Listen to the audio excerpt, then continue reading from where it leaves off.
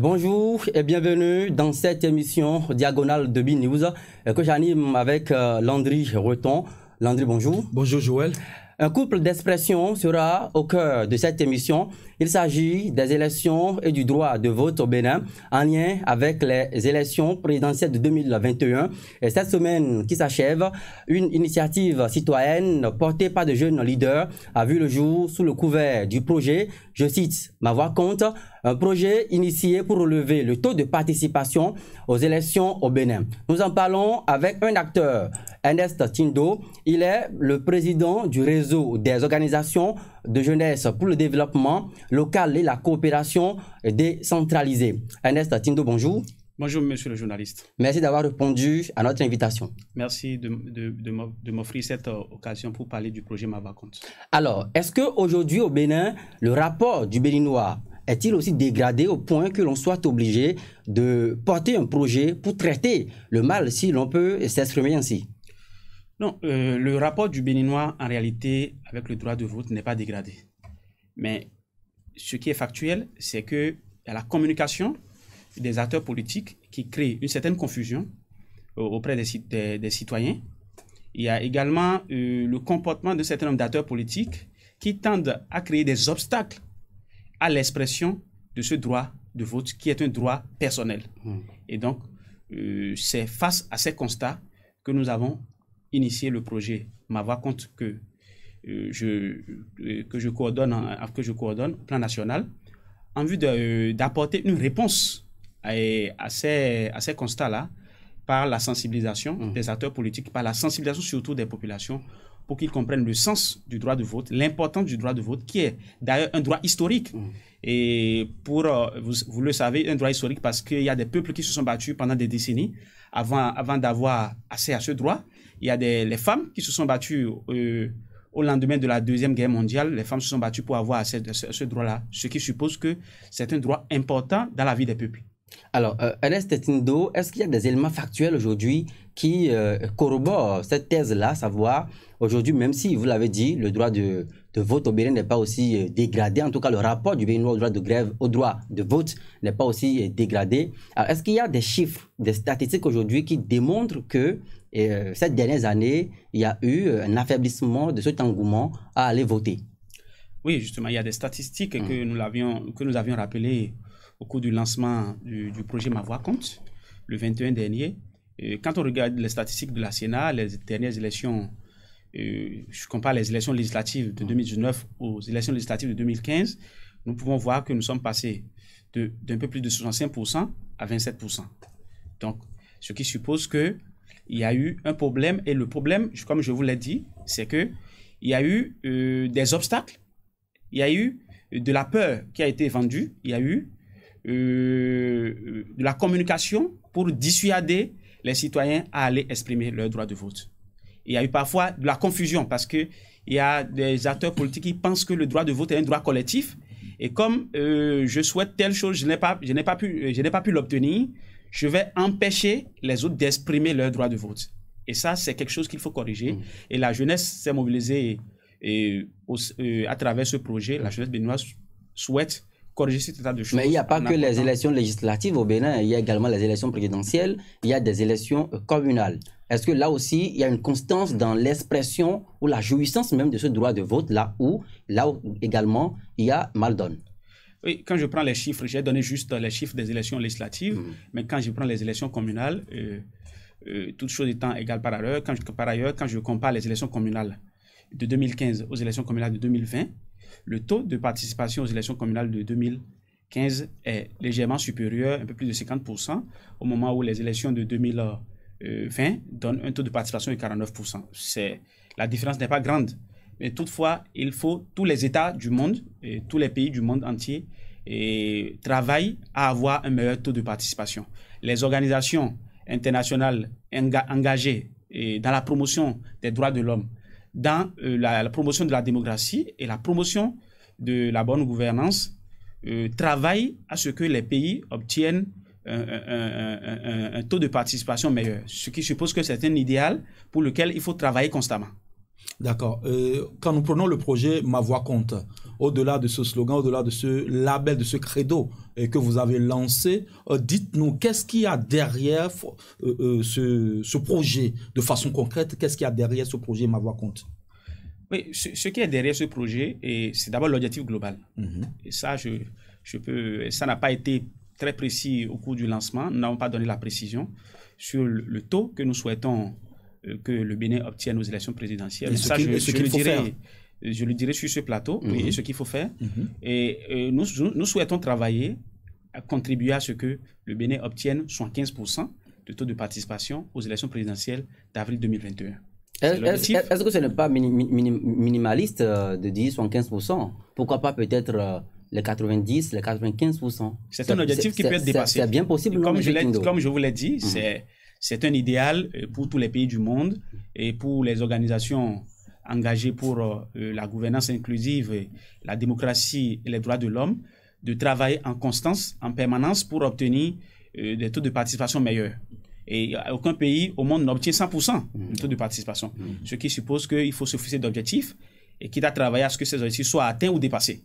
Dans tous les cas, nous souhaitons que le Bénin atteigne au moins 75% de taux de participation aux élections. Comment y arriver? Et comment y arriver? C'est qu'il faut sensibiliser les acteurs politiques pour que ceux qui fassent la confusion, ceux qui confondent le droit de vote et ceux qui prennent le droit de vote comme un droit collectif puissent savoir que c'est un droit individuel et que l'expression même de la souveraineté, c'est rappelé dans la constitution béninoise, dans la constitution béninoise, que l'expression du droit de vote, que le peuple exprime sa souveraineté à travers le vote. Et ça, c'est à l'article 4 de notre constitution, dit que le peuple exerce sa souveraineté par ses représentants élus. Ce qui suppose que c'est en votant que le peuple choisit ses élus et exprime de ce fait sa souveraineté, puisqu'on dit que la souveraineté appartient au peuple.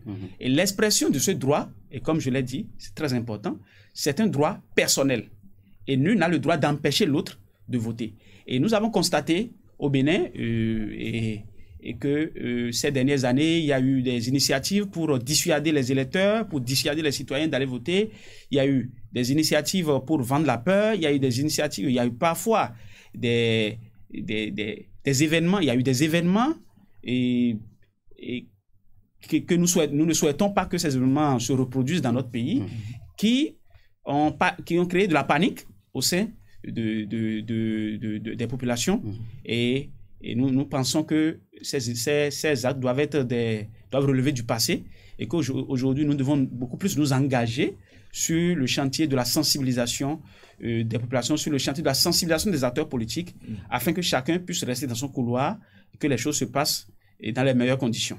115%, c'est le taux envisagé comme bataille à mener pour les prochaines élections.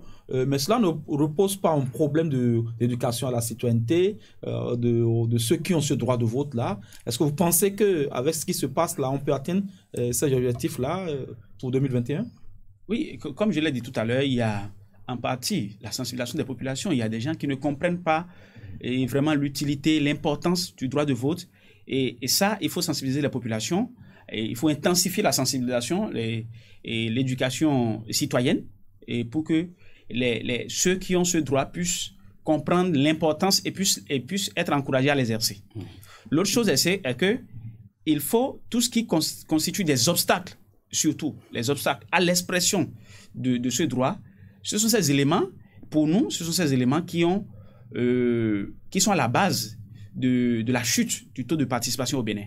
Et ça, nous devons pouvoir nous engager sur ces questions et mobiliser la jeunesse béninoise pour que la jeunesse béninoise se mobilise du bon côté de l'histoire et écrire de belles pages pour notre pays, en contribuant à ce que le taux de participation soit meilleur pour les prochaines élections. Alors, vous dites qu'il y a un ensemble, il y a une conjonction d'éléments qui concourent à cette chute donc, du taux de participation aux élections ces dernières années. Alors, lorsque vous dites qu'il y a une dissémination de la peur dans la masse populaire ces dernières années, est-ce que ce n'est pas un péché de votre part de prétendre peut-être mener cette lutte-là en n'allant pas régler d'abord le problème des frustrations politiques entre acteurs, les passes d'armes, les escarmouches, et quitte à ce que ces acteurs finissent donc par corriger les discours, les éléments de langage pour permettre aux populations d'aller voter? Non, il faut qu'on fasse la nuance. Et je l'ai dit très clairement qu'au Bénin, il n'y a eu aucune réforme politique et qui a affecté le droit de vote. Aucune. Ni la révision de la Constitution, ni la réforme du système partisan. Aucune réforme n'a touché le droit de vote. Et ça, vous pouvez le constater dans la Constitution, que la loi électorale, aucune réforme n'a entravé et n'a empêché les citoyens d'aller exprimer leur droit de vote.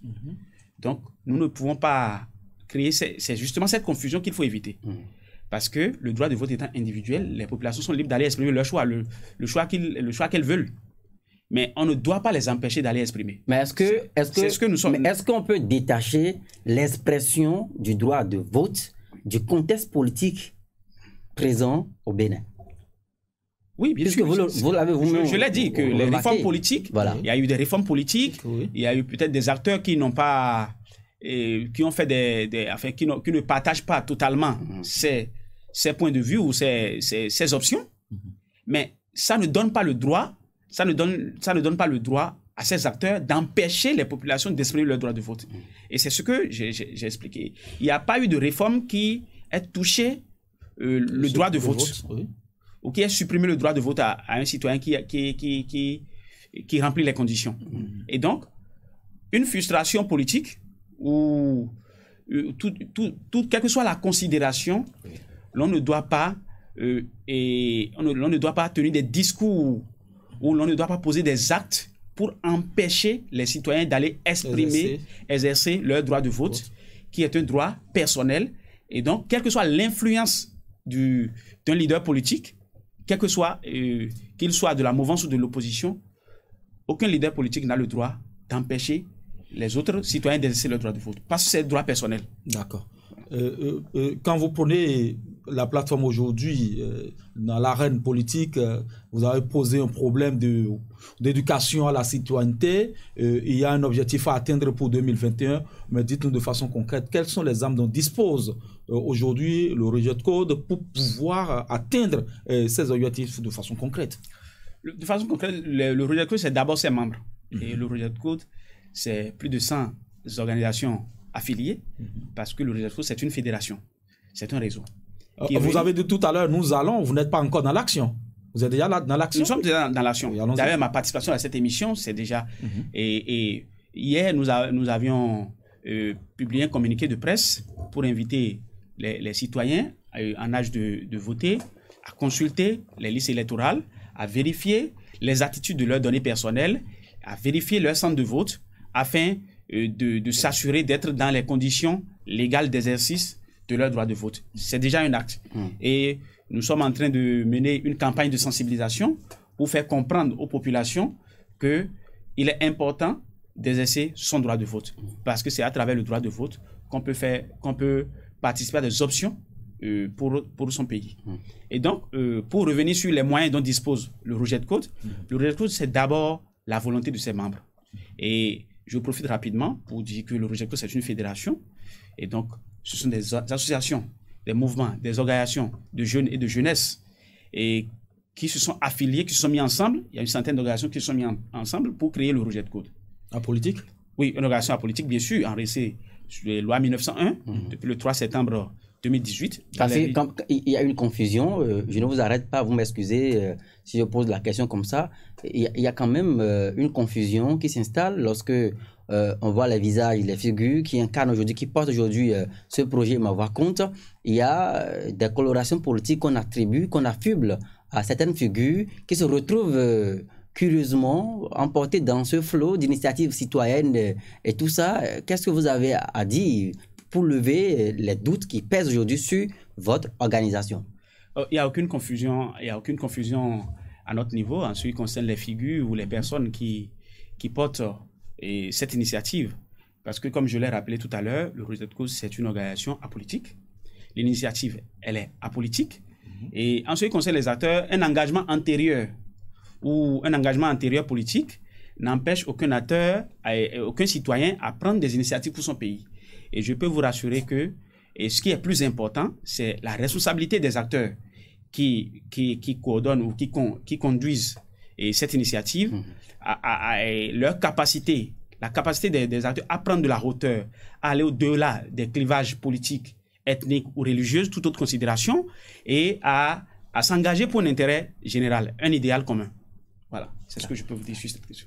Alors, donc, aujourd'hui, vous rassurez que le Roget Code est purement apolitique, ça, vous l'avez dit sur le plateau. Oui, bien sûr. Alors, donc, est-ce que vous rassurez qu'actuellement, aucun membre du Roget Code là n'a d'appartenance politique, d'obédience politique, actuellement? Ce sur quoi je peux vous rassurer, c'est d'abord, c'est que dès le lancement de ce projet, aucun acteur engagé dans le projet Ma Voix Compte ne peut prendre de position politique publique. Parce que, vous savez, et ça va avec la responsabilité. Quand vous acceptez une charge, vous devez accepter aussi les conséquences. Donc, ce que nous faisons, c'est pour tout le monde, c'est pour le pays, c'est pour que les citoyens aillent exprimer leur droit de vote, mais nous n'avons pas d'orientation à donner aux citoyens dans le cadre de la mise en œuvre de ce projet. Alors, un projet, c'est des moyens, c'est également une vision des objectifs à atteindre.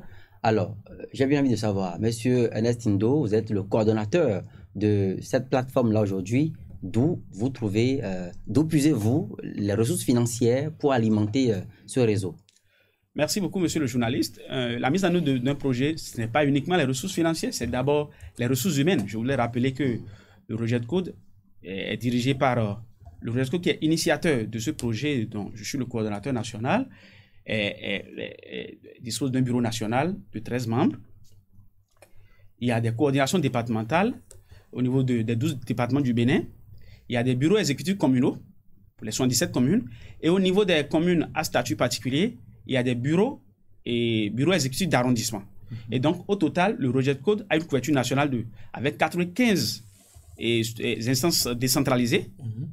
Et donc, le Roget Code, c'est plus de 1000 membres actifs.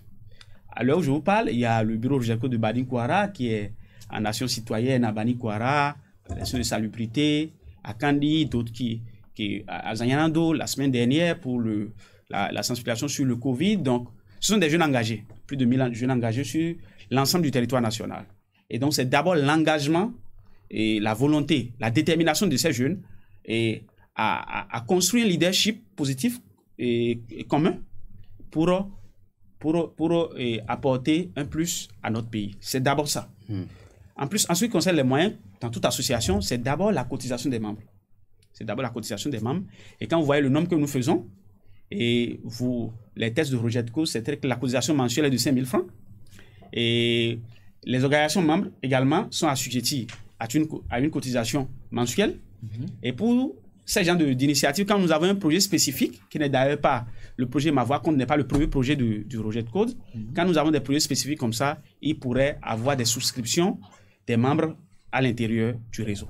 Et donc, ce sont les moyens dont nous disposons. Ce sont d'abord les ressources humaines du réseau, ce sont les cotisations des membres et après les souscriptions sur des souscriptions spécifiques par rapport à tel ou tel projet. Ce sont les moyens dont nous disposons pour mettre en œuvre notre stratégie en vue d'atteindre l'objectif. Ok, et dites-nous, qui peut être membre du Roget Code? Et une question en double sur le deuxième panel, dites-nous, vous êtes sûr qu'aucune main politique ne viendra récupérer ce réseau? Aucune main politique ne peut récupérer ce réseau parce que le réseau existe depuis 2018, il n'a pas été récupéré, il ne sera pas récupéré. Et ça, je peux vous le rassurer. Et c'est maintenant qu'il se met sous l'effet de la rampe? Peut-être le projet qui a été porté, l'actuel projet intéresse. Surtout le projet Ma Voix Compte, voilà. Parce qu'il y a un mois, il y a eu le projet Stop Covid-19. Sur tout l'ensemble du territoire national, tous les bureaux de Roget Code se sont activés. Mais ce projet étant un projet qui touche les élections présidentielles de 2021 pourrait intéresser beaucoup plus pourrait intéresser l'ensemble des parties prenantes voilà, à ces élections. Donc, je pense que ça va susciter plus d'intérêt au niveau des médias et tout. Et comme je l'ai rappelé, ce n'est pas le premier projet du réseau, ce ne serait pas le dernier. Et donc, personne ne peut récupérer le projet. Le réseau est régi par des statuts, règlements intérieurs, des règles. Et tout comportement déviant au sein du réseau sera sanctionné par les tests du réseau. Et qui peut être membre? Pour être membre du réseau, il faut formuler une demande et fournir certaines de pièces. Nous avons un site internet www.rogetcode.org. Donc, il y a une plateforme pour s'inscrire en ligne et formuler une requête qui sera étudiée par le bureau et puis après soumise à l'Assemblée générale. Tout Béninois, tout jeune Béninois et âgé de moins de 40 ans peut intégrer. De moins de 40 ans? Oui, de moins de 40 ans peut intégrer le rejet de code. Parce que pour vous, après 40 ans, on est plus jeune? Non, pas du tout, c'est les règles du réseau. Enfin, je vous ai dit, le réseau est régi par les statuts et règlements intérieurs. Donc, les tests du réseau, les tests excluent les citoyens âgés. Ce n'est pas de l'exclusion. 40 ans. C'est-à-dire, le réseau travaille sur un certain nombre de thématiques. Okay. Et donc, on estime que dans cette tranche d'âge, il y a un engagement fort pour les thématiques pour lesquelles le réseau est engagé. Et donc, il y a une autre instance qui permet aux personnes qui ne remplissent pas ces conditions et qui souhaitent contribuer aux actions du réseau. Il y a un collège des facilitateurs. Et donc, en fonction des demandes, on essaie d'étudier pour voir l'intérêt que le réseau accorde pour telle ou telle proposition. On pourrait accepter des membres dans le collège des facilitateurs. Alors, parallèlement à votre initiative, il y a des organisations de la société civile béninoise qui se sont également engagées pour un processus électoral transparent, inclusif et puis libre. Cela également intègre un fort taux de participation et actuellement la plateforme électorale des OAS du Bénin, à travers donc une initiative parallèle, fait quand même le tour. Cette plateforme-là fait le tour des acteurs afin donc d'essayer de décanter la situation, des situations peut-être jugées potentiellement chrysogènes également au Bénin. Est-ce que votre organisation a dans son agenda de telles initiatives? L'initiative, au sein du projet des objectifs très clairs, j'ai rappelé tout à l'heure l'objectif global.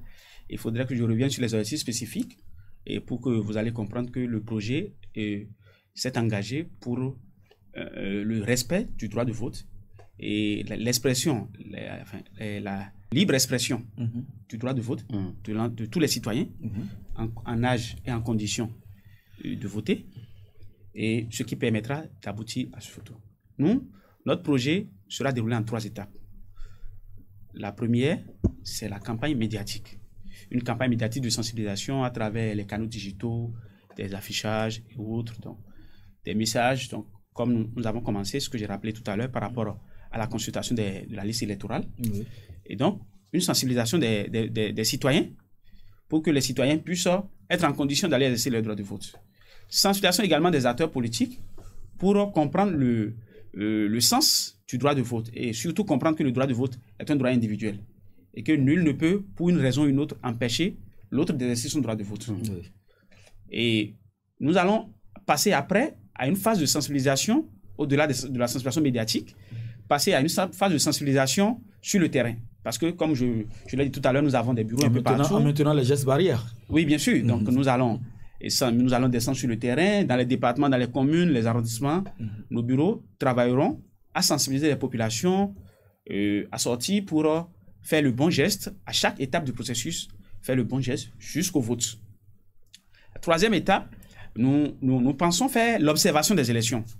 L'observation des élections, demander un agrément auprès des instances habilitées pour permettre au réseau de déployer, le réseau en comptant sur ses ressources humaines, de déployer ses membres dans l'ensemble des bureaux de vote pour observer le niveau d'affluence dans ces bureaux de vote-là, pour pouvoir constater le taux de participation aux élections présidentielles afin d'apprécier si les objectifs ont été atteints ou pas. Donc, l'agenda du Roger Code, en ce qui concerne le projet Ma Voix Compte, est très clair et cet agenda ne dépasse pas ce que je viens de vous décrire. Alors, est-ce que vous avez des craintes?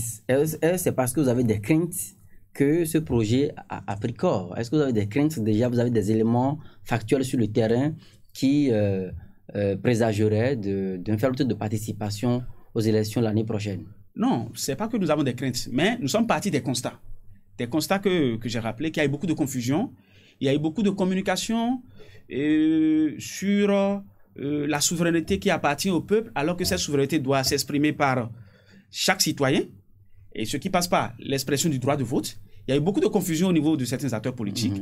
Il y a eu beaucoup de communication qui ont créé la confusion. Il y a eu de la peur qui a été vendue. Il y a eu des actes qu'on ne souhaite pas que ça se répète dans notre pays. Et nous avons estimé que il vaut mieux sensibiliser pour que ces événements ne se reproduisent plus.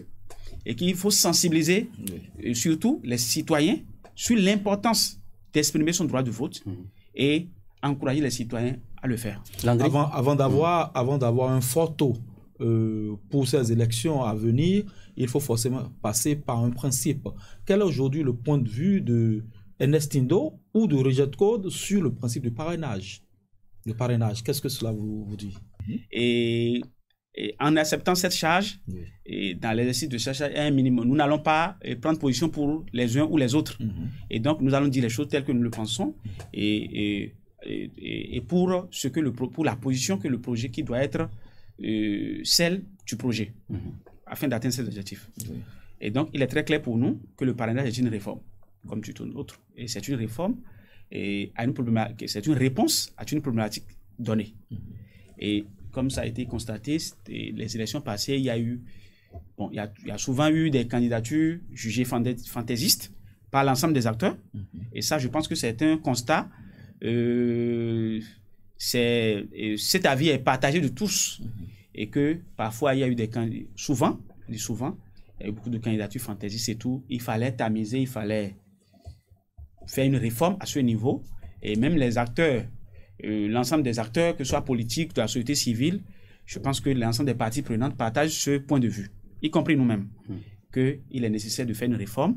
Et cette réforme la réforme qui a été proposée à ce constat est bel et bien le parrainage.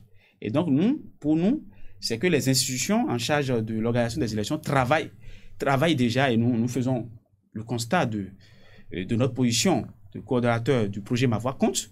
Nous observons que les différentes instances impliquées dans la mise en œuvre de cette réforme travaillent à ce qu'elle soit implémentée. Alors, vous savez également maintenant, quand même que... À l'implémentation, voilà. Après l'implémentation, peut-être s'il y a des réajustements à faire, parce que quand on fait une réforme, il faut la mettre en œuvre, comme tout projet, et s'il y a des insuffisances ou pas, les acteurs se retrouveront comme d'habitude. Mais avant même l'implémentation, il ne vous aura pas échappé qu'actuellement, ce principe du parrainage est au cœur d'une vague de critiques et tous les acteurs n'arrivent pas pour le moment à accorder les violons autour. Est-ce que pour vous, ce n'est pas inquiétant? En tant que jeune leader à la tête du parrainage sous anonymat. Voilà, et tout ça. Le parrainage sous anonymat ou le parrainage? Le parrainage d'abord, et puis après. Comme je vous l'ai dit, et le parrainage, c'est une réforme. Oui. Et le parrainage, cette réforme n'a pas été encore implémentée. Pour nous, il y a eu un constat, et face à ce constat, il y a eu une proposition de réponse. Et cette réponse, il faut l'appliquer dans tous les cas, il faut l'appliquer. Il faut l'appliquer pour que, à la mise en œuvre, s'il y a des réajustements à faire, que les acteurs se retrouvent pour faire ce réajustement. D'accord. Alors, nous allons donc, puisque nous sommes pratiquement à la lisière de cette émission, Ernest Tindo, vous êtes un jeune leader, vous êtes au Bénin, vous avez certainement une vue panoramique sur les intentions de candidature aujourd'hui dans notre pays, le Bénin, avant les élections, même si on ne sait pas grand-chose. Alors, dites-nous concrètement quelle position adopte le réseau aujourd'hui par rapport à tout ce qui se passe au Bénin? On a des citoyens qui sillonnent le pays. On a également des partis politiques légalement constitués qui ne se sont pas encore exprimés. On atteint également le chef de l'État lui-même s'est exprimé officiellement sur sa candidature ou non. C'est quoi votre lecture de tout ceci? De notre position de coordonnateur du projet Ma Voix Compte, nous observons tout cela avec beaucoup de satisfaction parce que cela concourt à la vitalité de la démocratie et c'est une bonne chose. Et ces intentions de candidature, nous espérons que ces citoyens qui s'organisent pour participer aux élections présidentielles travailleront à remplir toutes les conditions légales pour pouvoir présenter leur candidature. Nous espérons qu'ils travailleront à remplir ces conditions. De l'autre côté, c'est qu'il est important qu'au-delà de l'aspect de la candidature qui n'a pas de lien avec le droit de vote, il faut que la démarcation soit nette. Il ne faudrait pas que, parce que je ne remplis pas les conditions légales pour être candidat, que j'empêche les autres d'exprimer leur droit de vote. Et c'est ça est vraiment la quintessence de ce que nous prenons dans la sensibilisation que nous menons auprès des citoyens. Alors, vous ne pensez pas que connaître rapidement les candidats aurait pu contribuer à susciter une forte de participation, puisque les votes vont s'identifier également à travers les projets de société, mais également à travers le visage, les figures qui iront aux élections? Eh bien, vous mais savez, là, on a encore élection, il y a un agenda. On a encore rien. Il y a un agenda. Et il y a un agenda qui est déjà un calendrier électoral. Et le calendrier électoral, les candidats sont en train de... Enfin, nous voyons des intentions, des actes que nous pouvons juger comme des intentions. Et donc, nous espérons que ces personnes travailleront à remplir les conditions, quitte à aller déposer leur dossier et remplir les conditions de déposer leur dossier dans les conditions légales et se présenter devant leurs citoyens pour solliciter leur suffrage. D'accord. Alors, nous sommes à la fin de cette émission. En 1 minute, rapidement, votre conclusion. Merci beaucoup, monsieur le journaliste, de m'avoir reçu sur ce plateau. Ma conclusion, c'est que je voulais rappeler que le droit de vote est un droit individuel. C'est un droit historique et qui a fait l'objet de batailles de beaucoup de peuples. Je voudrais rappeler aux citoyens qu'il est important d'exprimer son droit de vote. L'expression du droit de vote peut être une approbation, ça peut être une sanction, ça peut être une sanction positive comme négative, ça peut être l'approbation d'une réforme ou non. Il est important d'exprimer son droit de vote, quel que soit le candidat ou quelle que soit l'option qu'on veut prendre. Cela participe même à l'expression de la souveraineté du peuple. Et c'est ça d'ailleurs qui est rappelé dans notre constitution à l'article 4 que la souveraineté du peuple s'exerce par ses élus. Et pour élire ses dirigeants, il faut aller voter. Et nous invitons chaque citoyen à faire le bon geste à chaque étape pour être dans les conditions légales d'exercice de ce droit de vote et à l'exercer effectivement afin de contribuer à obtenir un fort taux de citoyens. Nous voulons aussi lancer un appel à tous les acteurs politiques à modérer leur discours pour ne pas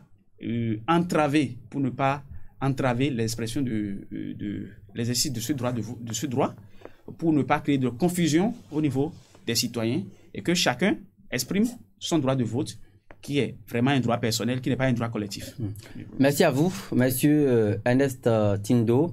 Je rappelle que vous êtes le président du réseau des organisations de jeunesse pour le développement local, et bien entendu, et la coopération décentralisée, Rogette Code. Avec vous, nous avons donc fait un tour d'horizon sur votre projet Ma Voix Compte.